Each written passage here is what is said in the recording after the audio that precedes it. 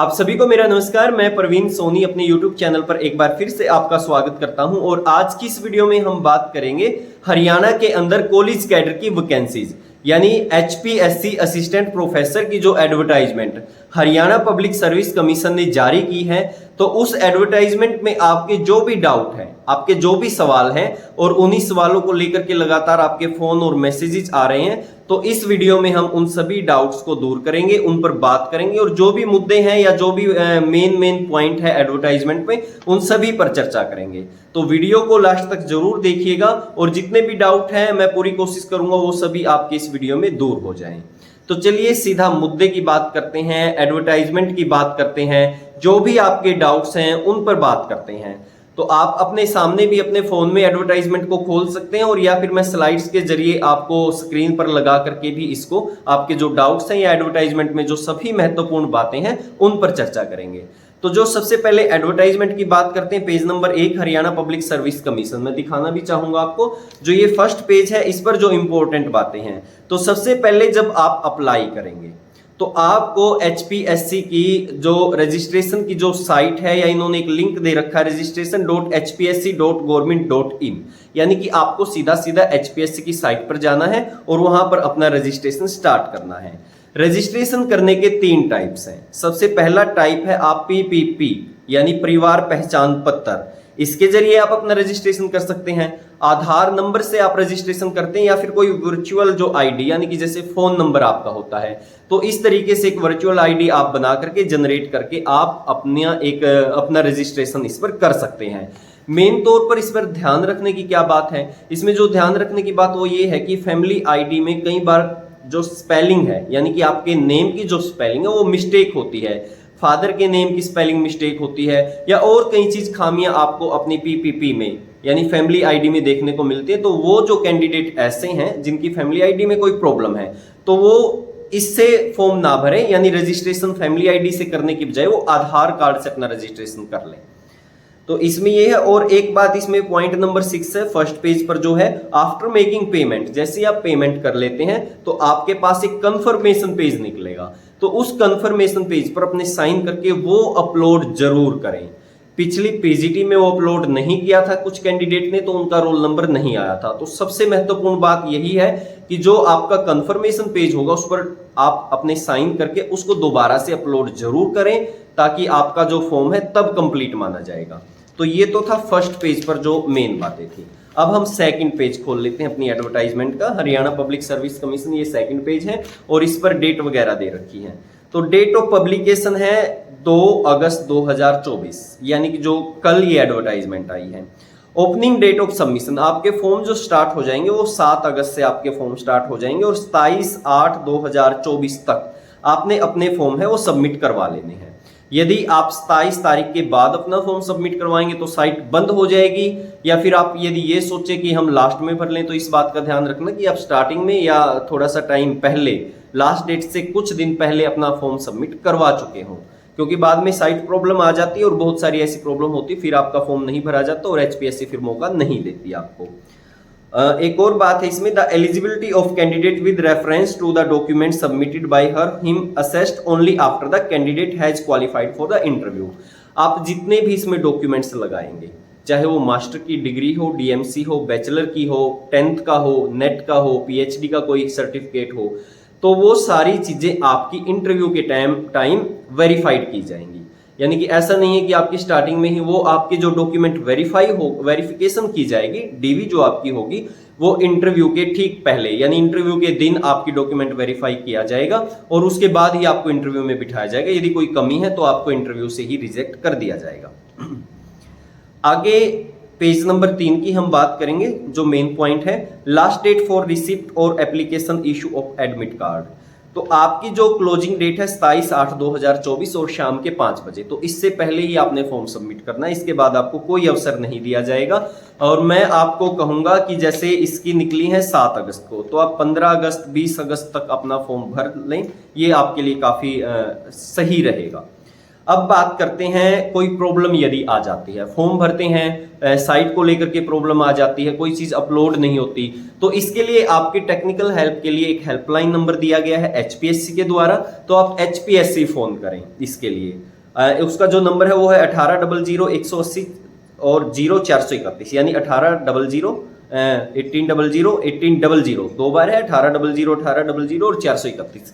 ये आपकी हेल्प करेंगे, ये टेक्निकल हेल्पर हैं और ये आपका फोन अटेंड भी करते हैं यदि आपको फॉर्म भरने से रिलेटेड कोई प्रॉब्लम है। और इसके साथ इन्होंने एक आईडी भी दी है, वहां पर आप मेल भी कर सकते हैं sport/hpsc@haryana.government.in पर जाकर के। तो ये 10 से लेकर 4 बजे तक खुली रहती है ये चीजें। आप इन पर फोन करके अपना कोई भी ऐसा है कि आप फॉर्म नहीं भर पा रहे तो आप अपने कंप्लेंट जो है इन पर दर्ज करवा सकते हैं। अब बात करते हैं पेज नंबर 4 पर, और पेज नंबर 4 पर इसकी आपको सारी एडवर्टाइजमेंट की जो पोस्ट है वो दे रखी है और कैटेगरी वाइज करके दिया हुआ है, यानी जर्नल की कितनी है, एससी की कितनी है, बीसी, बीसीए और बीसीबी की कितनी है, ईडब्ल्यूएस की कितनी है, और आपके सब्जेक्ट्स दे रखे हैं। तो botany, chemistry, commerce, computer, defence study, economics, English, environment science, fine art, geography, Hindi, history, home science, mass communication, mathematics, music vocal और इंस्ट्रूमेंटल दोनों हैं, philosophy, physical education, physics, political science, और पॉलिटिकल साइंस में मैं आपको कहूंगा कि जो पब्लिक एडमिनिस्ट्रेशन से, जो पब्लिक एड से एमए करते हैं वो भी इसमें एलिजिबल माने जाते हैं। साइकोलॉजी है, पंजाबी है, संस्कृत है, टूरिज्म है और जूलॉजी है। तो ये आपके सब्जेक्ट्स और इनकी अलग अलग जो है कैटेगरी वाइज इनकी आपको पोस्ट दे रखी है, यहां से आप देख सकते हैं। अब इसमें एक डाउट मैं यही दूर करना चाहूंगा फीमेल रिजर्वेशन का, 33% फीमेल रिजर्वेशन का, तो वो आपको इस एडवर्टाइजमेंट में देखने को नहीं मिलेगा, यानी फीमेल को रिजर्वेशन नहीं दिया गया। जो 33% का जो एक आंकड़ा होता है, जैसे पीजीटी में था, स्कूल कैडर में था, और बहुत बार ये क्वेश्चन मेरे सामने भी आया कि क्या असिस्टेंट प्रोफेसर में 33% रिजर्वेशन फीमेल को दिया जाएगा, तो इसमें ऐसा आपको देखने को नहीं मिलेगा, फीमेल रिजर्वेशन नहीं है 33%। तो अब आगे चलते हैं पेज नंबर 5, और पेज नंबर 5 पर आपकी एसेंशियल क्वालिफिकेशन दे रखी है। तो इसमें एसेंशियल क्वालिफिकेशन में हम मेन बात कर लेते हैं। आपकी मास्टर डिग्री होनी चाहिए जिस भी सब्जेक्ट से आप अपना एप्लीकेशन फाइल करेंगे, यानी जो भी आप फॉर्म अप्लाई करेंगे उसमें मास्टर डिग्री होनी चाहिए, और मास्टर डिग्री में भी आपके 55% मार्क्स होने चाहिए। कुछ कैटेगरी हैं जिनको रिलैक्सेशन दिया गया है 5% का, और कुछ ऐसे पॉइंट्स हैं जिनमें उन कैंडिडेट्स को 5% का रिलैक्सेशन है, तो वो आगे बात करेंगे। लेकिन यहाँ पर जो आपकी क्वालिफिकेशन होनी चाहिए वो आपकी मास्टर के अंदर 55% होनी चाहिए। और हिंदी और संस्कृत का नॉलेज अप टू मैट्रिक्स, यानी मैट्रिक्स में आपके पास है, +2 में है, बीए में है, मास्टर में आपकी हिंदी है आपके पास, तो ये कोई भी किसी भी यहाँ तक मैट्रिक्स तक आपकी हिंदी, एक आपको हिंदी या संस्कृत का नॉलेज होना चाहिए।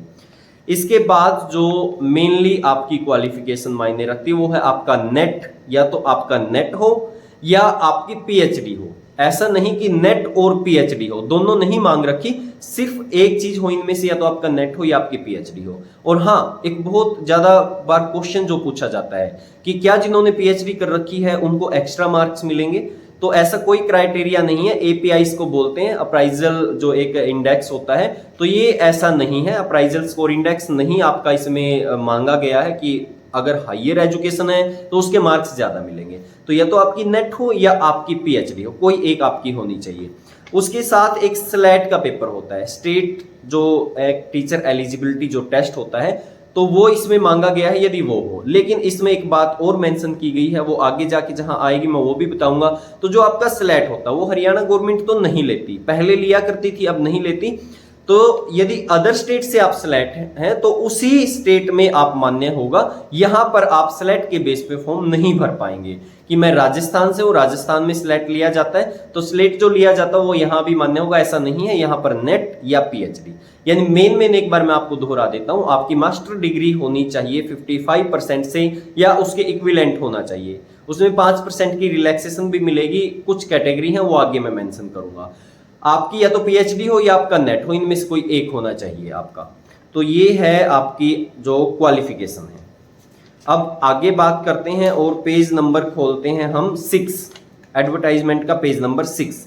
तो इसमें essential assistant professor in fine art, fine art के लिए कुछ आपकी अलग से क्वालिफिकेशन दी गई है। बाकी की तो क्वालिफिकेशन मैं बता चुका हूं कि मास्टरी इक्विवेलेंट में 55% होनी चाहिए। तो फाइन आर्ट में कहा गया है good academic record with at least 55% of marks और an equivalent grade of B in the 7-point scale with letter grade O, A, B, C, D, E and F at master degree level in fine art। या तो आपकी fine art में master degree हो 55% से, या इसका जो equivalent होता है ग्रेड बी और 7-point स्केल के अकॉर्डिंग जो इक्विवेलेंट होता है, और इन्होंने लेटर नंबर दे रखे हैं, फाइन आर्ट वाले जो कैंडिडेट है वो बेहतर समझेंगे, तो या तो आपकी मास्टर ऑफ फाइन आर्ट हो या इसके इक्विवेलेंट ग्रेड बी में 7-point स्केल के साथ आपकी कोई इक्विवेलेंट डिग्री हो, तो वो भी इसके लिए एलिजिबल माने जाएंगे ये फाइन आर्ट के लिए। और हिंदी संस्कृत का नॉलेज 10th तक और आपका नेट या पीएचडी होनी चाहिए। तो ये है आपके फाइन आर्ट के लिए थोड़ा सा अलग से जो क्वालिफिकेशन दे रखे हैं, वो इस पर ध्यान जरूर दें जो फाइन आर्ट से अपना फॉर्म अप्लाई करने वाले हैं। और इसमें एक और चीज दे रखी है, for the post of assistant professor in the faculty of fine art 5 year diploma, यदि आपका कोई 5 ईयर डिप्लोमा होता है जो मास्टर के इक्विवेलेंट होता है, तो वो भी इसमें वैलिड माना जाएगा। मास्टर डिग्री के इक्विवेलेंट होना चाहिए वो 5 ईयर का कोई डिप्लोमा आपका ऐसा है, तो वो भी मान्य होगा। अब एक और क्वालिफिकेशन में थोड़ा सा डिफरेंट चीज दे रखी है, वो है मास कम्युनिकेशन के लिए।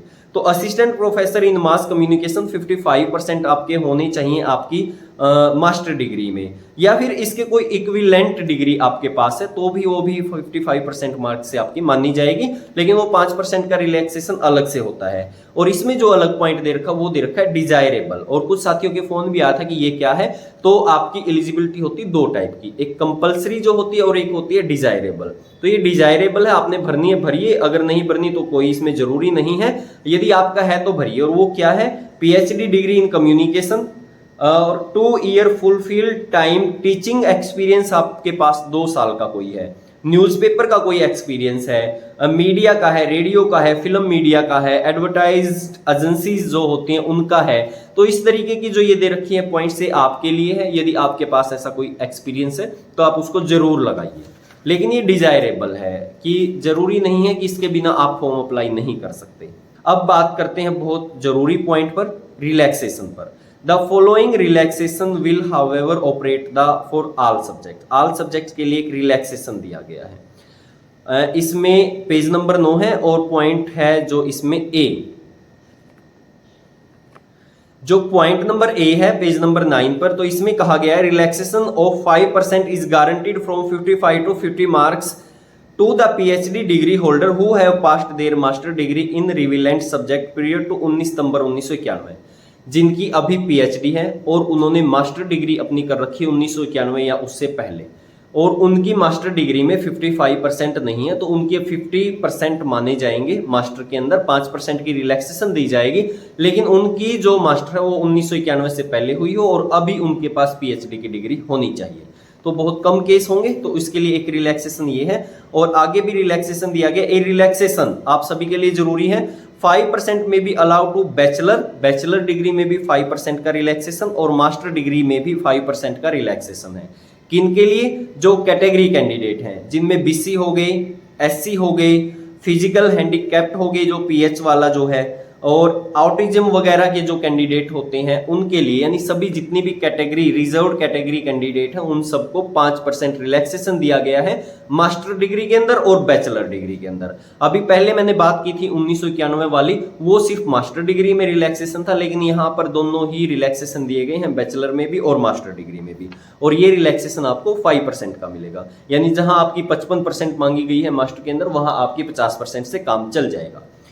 अब एक रिलैक्सेशन और है, और ये चाहे वो कैटेगरी रिजर्व हो या फिर जर्नल कैंडिडेट हो, यदि वो ग्रामीण एरिया से, रूरल एरिया के कोई स्कूल से अपनी एमए उन्होंने 10th उन्होंने की है रूरल एरिया के किसी स्कूल से, चाहे वो जर्नल हो चाहे वो कैटेगरी का कैंडिडेट हो, उनको भी 5% का रिलैक्सेशन मास्टर डिग्री के अंदर मिलेगा। यानी यदि आपकी 50% है मास्टर में, 55 नहीं है, तो भी आप भर सकते हैं यदि आप जर्नल कैटेगरी से भी हैं, इसमें कोई इशू नहीं है। तो जर्नल कैटेगरी के कैंडिडेट भी भर सकते हैं, लेकिन कंडीशन एक है कि उन्होंने अपनी 10th जो है वो रूरल एरिया से की गई हो, वो पंचायत के जो jurisdiction of village panchayat of Haryana shall be classified as rural school, जो रूरल स्कूल माने जाते हैं, पंचायत के अधीन कह सकते हैं, अधीन तो नहीं कह सकते हैं, जहां पर पंचायत होती है वहां के जो स्कूल होते हैं वहां से आप सरकारी स्कूल से, प्राइवेट स्कूल से नहीं, आपकी सरकारी स्कूल से 10th होनी चाहिए, तो उनको भी 5% का रिलैक्सेशन मिलेगा। अब ये तो आपकी मास्टर और बैचलर में रिलैक्सेशन था, और 1991 से पहले सिर्फ मास्टर डिग्री में रिलैक्सेशन था। अब बात करते हैं हम पेज नंबर 9 के नोट 2 के अंदर, बहुत जरूरी है सभी के लिए, criteria for determining good academic record. ये गुड एकेडमिक रिकॉर्ड क्या है? तो इसमें जो गुड एकेडमिक रिकॉर्ड है, बहुत सारे सवाल हैं इस पे, तो मैं इसको क्लियर करना चाहूंगा।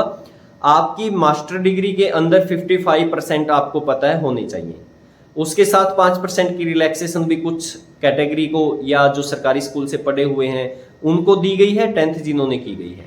इसके साथ आपके 4 एग्जाम होते हैं, ध्यान से सुनिएगा, मास्टर, बैचलर, +2 और 10th। किसी दो में आपने एवरेज निकालना है, 55% मार्क्स आपके होने चाहिए, यानी कि आपके जो 55% मार्क्स बनने चाहिए वो 4 एग्जाम में से किसी 2 एग्जाम में होने चाहिए, चाहे वो आपकी बीए हो, चाहे वो आपकी +2 हो, चाहे वो 10th और मास्टर हो, या फिर +2 और मास्टर हो, किसी भी 2 एग्जाम के अंदर आपके 55 एवरेज बनने चाहिए। लेकिन या तो आपका ये क्राइटेरिया हो कि 4 एग्जाम, मास्टर, बीए, +2 और 10th, इनमें से किसी भी 4 एग्जाम के अंदर आपके 2 एग्जाम में एवरेज 55 बनते हों, या फिर इसके साथ एक और बात है कि यदि ये नहीं बनता तो आपके किसी भी 2 एग्जाम में डिफरेंट यानी अलग अलग 50% आपके होने चाहिए। जैसे बीए में आपके 50 है और आपके +2 में 50% है, तो ये क्राइटेरिया भी इसके साथ चलेगा, यानी कि या तो किसी 2 एग्जाम के अंदर एवरेज 55% हो, या फिर आपके अलग अलग 2 एग्जाम में 50% आपके होने चाहिए। और इसके साथ रिलैक्सेशन भी है, और वो रिलैक्सेशन है रिजर्व कैटेगरी को 5% का।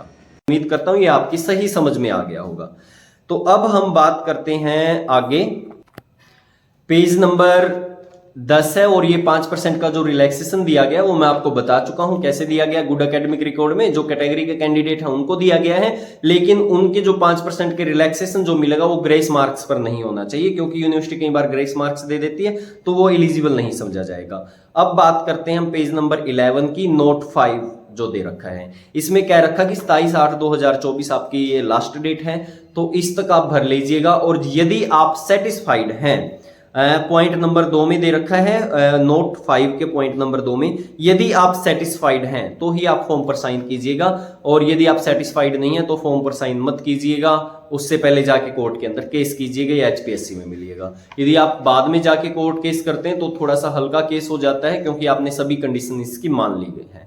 तो उससे पहले यदि आपका कोई ऐसा मूड है तो आप पहले ही देखिएगा, और यदि आप साइन करते हैं तो माना जाएगा कि आप फुली सेटिस्फाइड हैं इन सभी कंडीशन से। और इसके बाद 27 के बाद जो लास्ट डेट है उसके बाद आपको इंप्रूवमेंट का मौका नहीं मिलेगा। यदि आपके मार्क्स बढ़ जाते हैं और आप कहते हैं अब मेरी क्वालिफिकेशन पूरी हो गई लेकिन फॉर्म में पहले भर चुका था, तो इसमें भी मौका आपको नहीं दिया जाएगा। अब बात करते हैं स्कीम और पैटर्न ऑफ एग्जामिनेशन। 2 पेपर आपके होंगे, पहले बहुत क्वेश्चन ये पूछा जाता था और मैं पहले ही कहता था कि 2 पेपर आपके होंगे। तो पहला जो पेपर होगा वो होगा स्क्रीनिंग टेस्ट। स्क्रीनिंग टेस्ट क्या होता है, जितने भी फॉर्म भरे जाते हैं उनका एक पेपर लिया जाता है, पहले इसको हम प्री पेपर बोल देते हैं, जैसे प्रिलिमिनरी जिसको कहा जाता है। इसमें आपके ऑब्जेक्टिव पेपर होगा, ऑब्जेक्टिव टाइप यानी गोले भरने होंगे आपको, और इसमें आपके 100 क्वेश्चन पूछे जाएंगे। नेगेटिव मार्किंग होगी 1/4, यानी किसी का नेगेटिव यदि आपका गलत क्वेश्चन होता है तो 0.25% मार्क्स आपके काट लिए जाएंगे। 100 क्वेश्चन पूछे जाएंगे, 100 ही नंबर का ये होगा, लेकिन जरूरी नहीं ये सबका ही पेपर हो। जिनके फॉर्म 4 गुना कैंडिडेट यानी पोस्ट के 4 गुना फॉर्म भी नहीं भरे जाएंगे, उनका सीधा सब्जेक्टिव होगा, ये उनका छोड़ दिया जाएगा। लेकिन क्योंकि ये है आपका असिस्टेंट प्रोफेसर का पेपर और इसमें नेट एलिजिबिलिटी रखी गई, ना कि एस्टेट, तो सभी स्टेट यानी पूरा इंडिया इसको भरता है, तो मैं समझता हूं कि 4 गुना कैंडिडेट हर एक पेपर में आपके देखने को मिल जाएंगे। तो लगभग सभी का, इंग्लिश पे थोड़ा सा डाउट है क्योंकि पोस्ट बहुत ज्यादा है और इंग्लिश के नेट बहुत कम है। इंग्लिश को छोड़ के तो लगभग सभी के ही 4 गुना कैंडिडेट मिल जाएंगे और सबका ही प्री होगा। तो इसमें जो टोटल मार्क्स 100 हैं, और एक जो बात मेन इसमें ध्यान रखनी, जब आप पेपर में जाएंगे तो पेपर में जाएं तो 10% यानी कि 10 क्वेश्चन आपने ऐसे रखे कि जिनका आपने सर्कल ही नहीं भरा, तो वो फिर आपकी जो OMR सीट है वो रिजेक्ट मानी जाएगी। यानी कि आपने कम से कम ऐसा नहीं करना कि 10 क्वेश्चन आप खाली छोड़ आए। 5-7 क्वेश्चन खाली रहते हैं तो आपके नेगेटिव मार्किंग में कट जाएंगे। रिप्लाई देना जरूरी है, उनका आंसर देना जरूरी है। यदि आंसर उनका नहीं देते आप 10 ऐसे क्वेश्चन है तो आपका रिजेक्ट समझा जाएगा। और इसमें एक बात और है ध्यान रखने की कि ओनली इंग्लिश लैंग्वेज इसमें रखी गई है बॉटनी के लिए, कंप्यूटर साइंस के लिए, डिफेंस स्टडी के लिए, इन्वायरमेंटल साइंस के लिए, केमिस्ट्री के लिए, होम साइंस, मैथमेटिक्स, फिजिक्स और जूलॉजी के लिए। और बाकी के जो सब्जेक्ट है उनमें बाइलिंगुअल उनका सब्जेक्ट रहेगा। एक बात और है इसमें, candidate 4 time the number of advertise post, ये बड़ी गजब की बात इसमें है, डिफरेंट ये इस एडवर्टाइजमेंट को करती है और ये ध्यान देने की जरूर बात है। कैंडिडेट जो है 4 time the number of advertised post, जो पोस्ट का जितनी भी पोस्ट है उनका 4 गुना बुलाया जाएगा। इंक्लूडेड ब्रैकेटेड कैंडिडेट, यानी 4 का आप ये लगा लीजिए 4.5 भी हो सकते हैं, 5 भी हो सकते हैं ब्रैकेटेड कैंडिडेट जब आ जाते हैं। यानी कि यदि कट ऑफ लगती है 65 पर और जिनके 64.7, 8, 9, 6 नंबर है उनको भी 65 नहीं काउंट किया जाता है। तो ये दी गई है कि जो आपकी एडवर्टाइज पोस्ट है उनका 4 गुना बुलाया जाएगा। जैसे कि मैं आपको एग्जांपल देना चाहूंगा और एग्जांपल में मैं आपको कहूंगा कि जो आपकी पोस्ट हैं, जैसे बात करें हम जी फाइन आर्ट की बात कर लेते हैं। जो फाइन आर्ट है इसकी जो टोटल पोस्ट है वो 7 है, तो 7 चौक 28, तो 28 कैंडिडेट को बुलाया जाएगा। और 28 जो बुलाया जाएगा उसमें जर्नल भी हो सकते हैं, बीसी भी हो सकते हैं, एससी भी हो सकते हैं। कहने का मतलब ये है जो रिजर्वेशन का जो फॉर्मूला अप्लाई किया जाएगा वो फर्स्ट स्टेज से ही होगा, क्योंकि इसमें ऐसा नहीं लिखा कि जो रिजर्वेशन दिया जाएगा वो आपका कैटेगरी वाइज पोस्ट को बुलाया जाएगा, तो इसमें कहीं भी ऐसा मेंशन नहीं है। और ये है इसकी पॉलिसी के कारण कि पॉलिसी में असिस्टेंट प्रोफेसर की में ऐसा नहीं है कि एचपीएससी अलग से रूल बना सकती है, तो ये पॉलिसी में है। और पॉलिसी के अकॉर्डिंग फर्स्ट जो स्टेज है वहीं से आपका जो है रिजर्व जो दिया जाता है रिजर्वेशन का बेनिफिट वो फर्स्ट स्टेज से ही दिया जाएगा, क्योंकि इसमें ये बात मेंशन ही नहीं है। और अब ये बड़ी एक संशय की भी बात है कि पीजीटी में तो ऐसा नहीं है, कैटेगरी वाइज 4 गुना बुलाया जा सकता है। और यहाँ पर जो है असिस्टेंट प्रोफेसर में यहाँ टोटल पोस्ट का 4 गुना बुला रहे हैं, यानी कि रिजर्वेशन जो फर्स्ट स्टेज में ही दिया जाएगा। तो ये एक थोड़ा सा आपस में ही एक द्वंद सा हो गया है। और ये कहाँ तक ये बात जायज रहती है, क्योंकि एक ही आयोग है और उसका रिजर्वेशन देने का 2 फॉर्मूलाज नहीं हो सकते। लेकिन बात लिखी भी नहीं हुई है, तो या तो इसको आप डाउट में बात कह लीजिए या फिर इसमें ये मान के चला जाएगा यहाँ पे कि जो रिजर्वेशन का बेनिफिट है वो फर्स्ट स्टेज से ही दिया जाएगा। यदि कैटेगरी वाइज बुलाते तो इसमें मेंशन होता। तो ये एक बड़ा कारण इसमें बन गया कि एक ही आयोग है और वो अलग अलग रिजर्वेशन का फॉर्मूला अलग अलग वैकेंसी में कैसे लगा सकता है। तो ये एक पॉइंट यहाँ पर इसकी कोई डाउट कह लीजिए इसको या कोई कमी कह लीजिए, या फिर ऐसा हो सकता है, ऐसा ही होगा कि रिजर्वेशन का जो बेनिफिट है वो फर्स्ट स्टेज से दिया जाएगा। अब बात कर लेते हैं हम सेकंड फेज की। ये था हमारा फर्स्ट फेज प्रीलिमिनरी टेस्ट। अब इसमें से जो पोस्ट का 4 गुना कैंडिडेट होंगे उनको आगे बुलाया जाएगा सेकंड फेज के लिए। लेकिन यदि कट ऑफ लगती है आपकी 25%, यानी कि आपके 25% तो प्री के अंदर होने ही चाहिए, कट ऑफ चाहे कितनी भी नीचे चली जाए वो 25 से नीचे नहीं जाएगी। यानी कि मिनिमम जो इसमें आपको स्कोर करना वो 25%, यानी 25 नंबर आपको लेने ही हैं। अब बात करते हैं सब्जेक्ट नॉलेज टेस्ट की। सब्जेक्ट नॉलेज टेस्ट आपका 3 घंटे का होगा, 150 मार्क्स का होगा और 10 नंबर का एक क्वेश्चन होगा, यानी कि पर क्वेश्चन 10 मार्क्स और 15 क्वेश्चन इसमें आपको देखने को मिलेंगे। और लैंग्वेज वही है, जो बाइलिंगुअल रहने वाले हैं वो अलग सब्जेक्ट है और जिनमें सिर्फ English, botany, computer science, defence, environment, chemistry, home science, mathematics और फिजिक्स और जूलॉजी, तो ये रहेंगे आपके इंग्लिश लैंग्वेज के अंदर। और इसमें जो आपको मिनिमम स्कोर करना वो करना आपको 35%, यानी लगभग 53.5 मार्क्स या 54 मार्क्स आप इसमें लगा के चलें।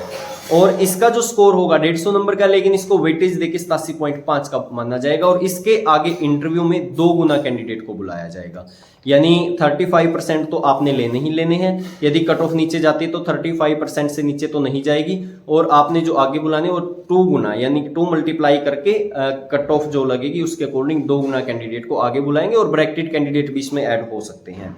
अब इंटरव्यू रहेगा आपका 12.5 का, और 12.5 में आपसे इंटरव्यू जो है वो एक अलग से फेज रहेगा। उसमें कोई एक्स्ट्रा मार्क्स नहीं जुड़ेगा, सिर्फ आपकी स्किल देखी जाएगी, टीचिंग स्किल देखी जाएगी, उसमें डेमो भी करवाई जाएगी, बहुत सारी बातें जो मैं आपको अलग वीडियो में बता दूंगा।